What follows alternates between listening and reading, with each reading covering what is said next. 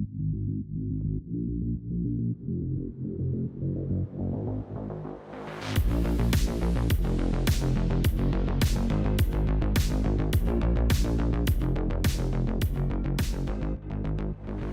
back to Access the Future, a collaboration between the Access Control Executive Brief and Acre Security. I'm your host, Odess, and today we have a special one. But before I get into it, let's just talk about where we've been and where we've gotten to. So over the past 6 episodes, we explored many different things. We kicked it off with Kumar Sokka, the CEO of Acre Security, where we set the vision. And then from there, we talked about customers' change. We've talked about talent. We've talked about AI and data. We've talked about how things are platforming. And lastly, we just recently talked about how the market dynamics are changing with the channel and distribution. What we wanted to do today was we actually had a programmed conversation to get into, but I wanted to bring back Kumar Sokka, the CEO of Acre Security, and have a conversation about something he said at the Acre Partner event in Austin, Texas, which, by the way, was awesome. He said, there's permission to level up. In this saying, it resonated with me. And the reason why it resonated with me is I talk often about the need for our industry to do just that. As things change, we need to rise up and level up as an industry because there's new players coming in, new opportunities that exist. And what got us here from the past 30 years is not going to do for the next 30. So that's exactly what we're going to talk about today with Kumar. And what I like about it is it opens and creates space to allow the different personas, and it gives them permission. He just says it in the statement, to actually explore and do different. He welcomes them to do so. So today what we're going to do is we're actually going to dive into the different personas and not just talk about, what permission to level up means, but actually what each of these different personas within our industry can actually do to level up. It's a great privilege to have the opportunity to do this. I welcome Kumar Sokka, the CEO of Acre Security, to the conversation. Thank you for being here. I always love the opportunity. This series has been awesome to do. I've met a bunch of people, great conversations, and if we want to use sort of a scoreboard, the engagement that we're seeing online, and also I'd say when I'm in person with people, so it's actually resonating. So it's great to have you back on the tail end of all the ones that we've done. So thank you. I appreciate it. And thank you. Thanks for taking the time to meet the team and understand what we're doing. And I think it helps us as well learn and expand in what we're driving in terms of our vision and our mission. No, I love it. I always tell people, I like to talk about crazy things. I need people doing crazy things. So Exactly. thank you. It's like we're crazy together. Yeah. All right. So people know you and I talk. We've done this a lot. I think what we need to do is really dive into, and you've agreed, into a meaty part of sort of bringing something new other than high level trends and that. Yep. One thing that I heard you say, and I've heard you say it before, is there's a saying that you use called permission to level up. And it's somewhat of a vision statement. It's a call to action in a lot of ways, and it's almost like a permission in the permission here by you saying it. So, what do you mean by the permission to level up? What is it? Yeah, it's and Lee, I think it's really interesting, right? Because we try to drive this across our organization, the culture that we have. It's learning new things. It's being able to adapt to what's happening in the industry and how it's shifting. It's bringing in talent that also thinks differently than maybe what we've thought in the industry for some time. And so it allows all of us to level up, learn new things. And that's always important, right? Continuous development is something I always encourage, and being curious is something I always personally drive. But I think this permission that I talk about in some ways is this shift, right? There's this massive shift happening where decision making is happening at the IT level, which is a fantastic thing. I always talk about that because IT tends to have a larger budget, right? And so, but the decisions they're making are also a little bit different. It's not just about the features, the functions, the product. It's about meeting, compliance. It's about driving risk down. It's about driving business outcomes at a executive level, right? It's making decisions now that it can impact global. It can make decisions around how you protect your employees. And that is different for us. I mean, we do that day in, day out, but I think how we pitch, how we solve problems is around how the business outcome is shifting that could drive us as an organization to also level up in how we think. And so we see that as a shift. And I think the mission is always sticking, right? But the ability to now meet different type of needs and solve different type of problems because IT is pushing the limit now on the security side allows us to also think a little bit uniquely and different as well in terms of how we, bring our vision and our mission to the table.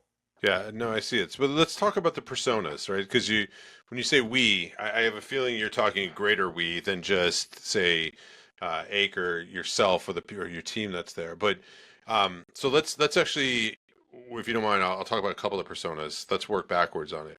So if I'm an end user and you talk about you have the permission to level up, what are some examples that you would say are areas that you're seeing that permission actually turning to action?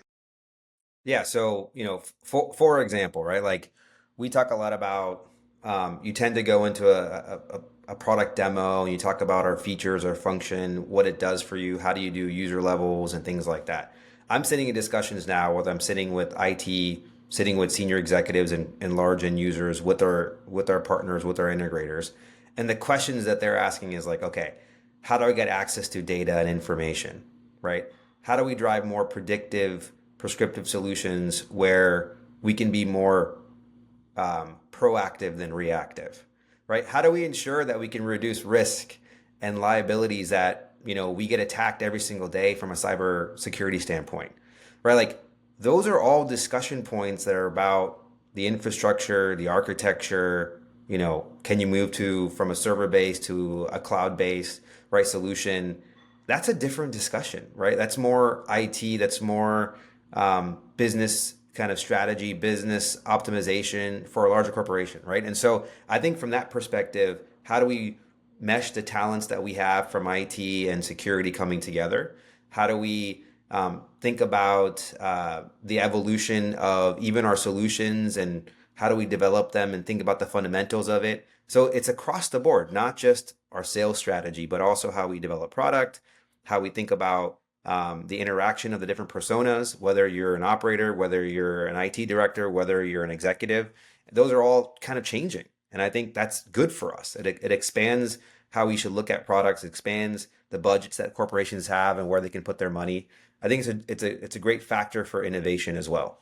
Yeah, I look at it, and some of what you're saying is, if I'm an end user persona and I have permission to level up, I think an area that you're talking about is there's a opportunity and permission to level up expectations of how our systems function, how they offer, how we communicate to them. Like there's not this idea that you have to just continue with how we've been doing some things, but the permission is there because there the expectation should be there. 'Cause the permission there is because there are people that are looking at our industry as being, in addition to keeping bad people out and safety and security, but it's the operational efficiencies, revenue generation, whatever the use case might be. You can get these things now, and it's not crazy.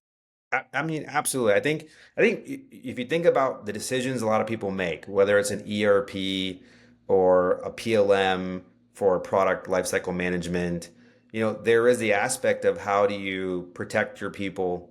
How do you ensure you're driving the best workplace environment? How do you ensure that you're retaining your talent? All of that is super important, right? And there's a platform that can help solve those things, not just physical security and protecting and letting you in and out of the door.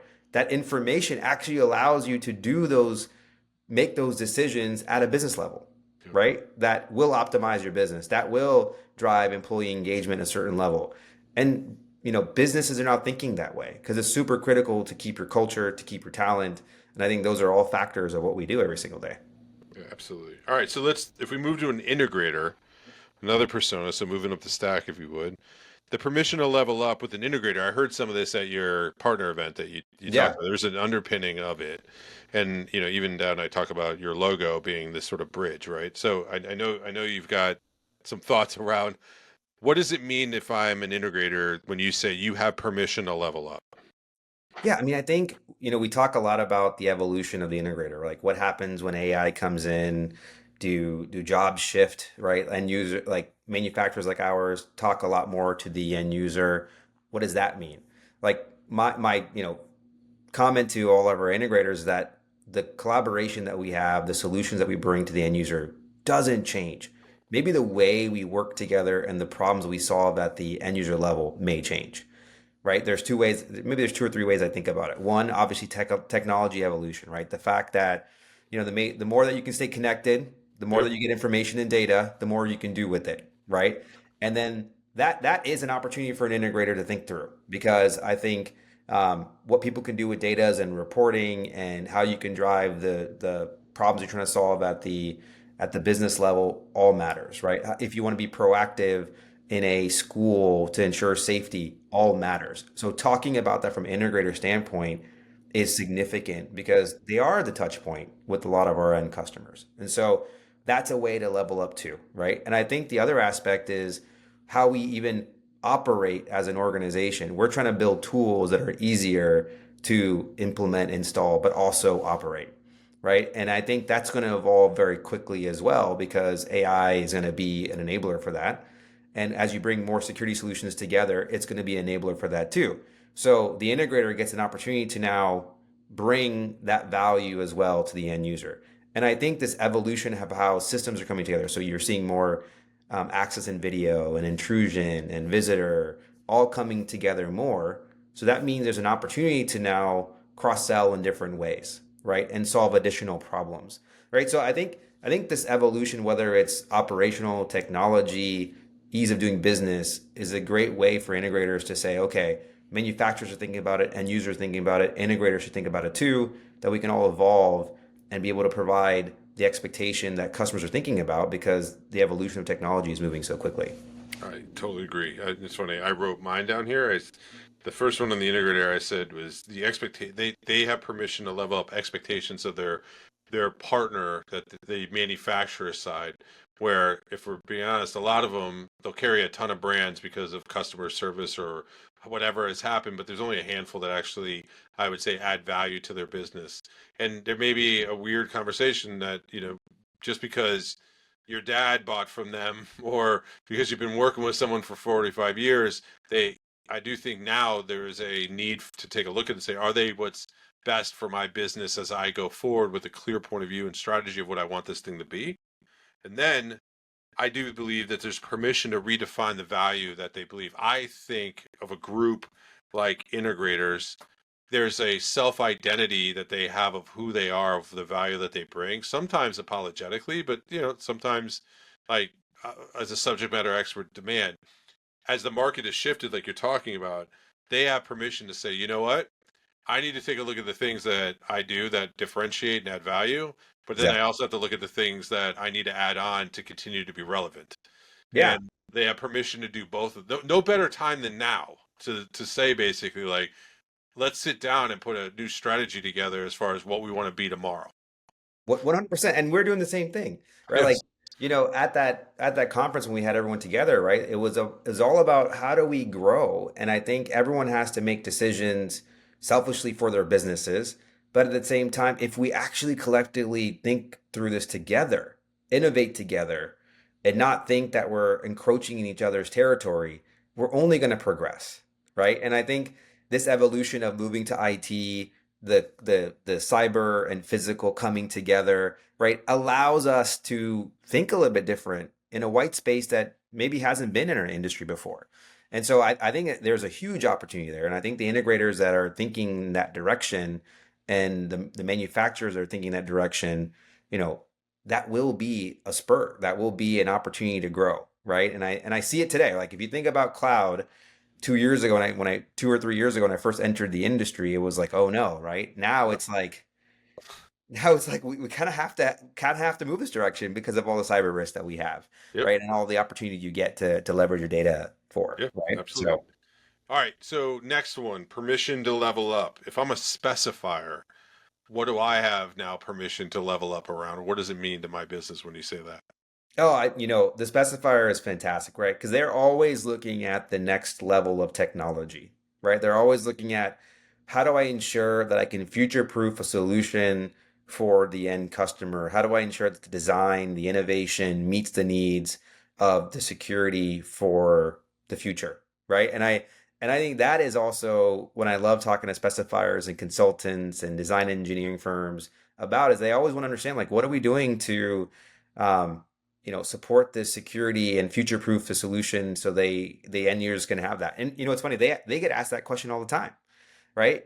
And they're also getting pulled now into the IT side. And I think that's fantastic. And so for the specifiers and consultants, I think they're already there in a lot of ways. They're looking for this, right? Yeah. They're constantly trying to figure out how do we ensure that we've got the right future-proof solution for the end user. They're probably the furthest ahead, to be honest, because this is what their job is, right? Right. Their job is to ensure that whatever they're implementing or recommending is there 10, 15, 20 years from now, right? And so they need to talk this right now today. So I'll give you an area I think they have permission to level up, though, is I think in a lot of ways, as things move where discovery happens online, there's an opportunity for this group to have a larger persona and thought leader online to where people discover through them. So where before was like, I share information with you when you hire me, I create reports or I do designs, whatever it might be. I think there's an opportunity, and there's not enough of them, I believe, online right now, building in some ways, these are the original influencers of the industry. Exactly. That's exactly right. They are. But they don't want to embrace that because it can bring a level of uh, like a degree, like they'll look at themselves like Paris Hilton and versus and it seems but I really think that so I heard this term someone called it and I think it's true. It's like key person of influence. Like instead of saying an influencer, they're a key person of influence. Yeah, for sure. And I think the way people discover now is you have to give a little bit of information to get more opportunity. And Yeah. social media is the best way, in my opinion. Or some, the old school way was you write a book. Now you do then you did an ebook, and then you did a webinar, like whatever it might be. I think this group has the best opportunity to also level up the industry of how we're positioned out to the market. So, And so yeah, no, Lee, like okay, so absolutely, like it was really interesting. I was sitting within kind of a consultant firm a couple weeks ago, and one thing they were talking to me about is talent, right? They were like, Kumar, talk to me about talent, right? Like, we were talking about our products. We're obviously talking about innovation in the industry, how they're driving specs, how they're trying to protect the certifications and the compliance to meet yep, regulatory demand. But then they're also like, we're having this shift of like new talent come in this new generation, which want different things, right? Like they want an ease of doing business. They want information in their hands. They want to be able to solve problems differently. And it was really interesting because like that to me was like a really true level up discussion. You know what I mean? yeah, Like it's like how do you now bring this new generation in to start thinking about technology differently and interacting with our products differently? And how is that going to drive compliance? And how is that going to drive regulatory needs? And how do you think about AI going to impact that?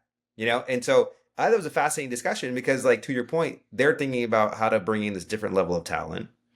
You know, End users are doing the same thing, integrators are doing the same thing. And so it is this permission, right? It is, and I see people doing it in different levels and at different rates, but it's an opportunity, right? And I think, starting people are starting to ask that question now, which I think is good. But to your point, there are still some people that I want to protect and don't want that change to happen as fast, and I get it, right? Because there's other types of risks that we have to look at and consider. But I think there is an opportunity to push the envelope a little bit more. yeah. No, that's like I feel like that's what I wake up every single day. That's the thing that the friction and frustration I have is we have that opportunity and we need to take care of it. All right, last one of that value chain, and there's other people, but I don't think people want to be here for 30 minutes. If you take a look at the manufacturer, service provider, your team, Yeah. if you had to summarize the level up opportunity, the permission that they have, how do you view it from a manufacturing point of view? Yeah. I mean, I think you'd be very bullish about it, right? Like the way that I look at this is that there's a lot of providers out there, manufacturers out there that do similar things as us. And for us to continue to be innovative, to be able to drive growth and to be able to look at different ways differently and make bets that may win or may lose, you have to bring in different levels of talent. And I think there is this opportunity for us too. Our mission allows us in a lot of ways the permission to level up, right? Because people who doesn't want to protect schools, who doesn't want to drive this experience and employee engagement, who doesn't want to you know, drive this mission that we're all involved in. People want to get behind it. Yep. We just need to go tell that story a lot more. And this is the technology that drives that. We see it every single day in North America, the risk that our kids go to school or going into New York City. Like there's these things that are happening that kind of surprise us nowadays, right? Or maybe not. But we want to ensure that we have protection. And so for us to bring in talent that want that mission, but also want to be able to drive their careers in driving new technology or new ways to operate a business, like we have to push that limit. It's an opportunity, right? And then you marry that with people who've been there, have seen it, and then we learn together, right? And so it's both sides of it. Someone new coming to the industry, and the other side, someone learning from someone who's from not in the industry and looking at ways differently. It's an awesome opportunity right now. People want to get on board, and I say push the limit as much as possible. Yeah, it's funny because I look at some of the enterprise software side where a lot of people are attracted to that industry for all the right reasons and all the things they get. But in a lot of cases, if you'd ask them like the sort of deep down value that they believe they're delivering, they have to like squint and do, 18 levels of trigonometry to be able to communicate the impact that they make downstream, right? Like, Yeah. yeah, with our industry, it's like a straight line. Well, Like, so you know what's really interesting, Lee. Okay, so I think this is a great point. Think about what makes the software industry so valuable, the enterprise value, right? One is because of the business model. It's a SaaS business, recurring revenue. You get that business every single year. It's high margins if you do it correctly. Like, and then obviously they're bringing, software technology. And with that margin, with that recurring revenue, you can actually pay talent at a certain level, right? And that attracts people come in. Think about our industry for a moment and the shift that's happening right now, right? Like I remember sitting in the Access Austin, and I asked the question, how many people now to an integrator? How many people are measured on ARR? Everyone raised their hand because that drives enterprise value, yep. right? So what does that mean now for our industry?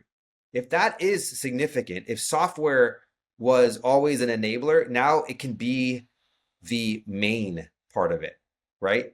And I think that is going to drive the talent as well, and the mission and the opportunity to pay a little bit more for talent to come in, that we can attract that level of people. Now, I do think it's an important balance to have the individuals who've been there, seen it, who have come from the industry, because it's the marriage that makes it extremely strong, right? And I think that is what's also great about our industry, is that there's room for everyone from this perspective. It's the new models that are driving the shift of people coming in. It's the heritage of people who know the industry and how it works and why it makes these are critical programs, right? That go into our customers. So you need to ensure that the risk is taken out. So now that marriage comes together, it's super powerful. And I'm super excited that we as Acre and I have the opportunity to drive that culture forward, right? And I think that's one of the things that excite and motivate me. Love it. All right, we're gonna leave it at that. That's the All right. stack. This idea around permission to level up. It's such a simple like phrase that can be used to drive change, which I appreciate the care that you guys clearly put on. I talked about the logo to now sort of creating these phrases that you can sort of rally behind and build off of. So I think it's important, like the way we communicate, the things that we say, all of that is important. So I appreciate you doing that. And I appreciate you doing this and the opportunity to have these conversations that I think we need more of if we're going to actually take advantage of the permission that we've been given to level up. Yeah, absolutely. Well, thanks, Lee. Thanks for Thank the you. opportunity here, and always love talking to you about these things. Of course. So thank you all for listening to the Access the Future. I'm Leo Odess. That was Kumar. We'll see you next month. Thank you.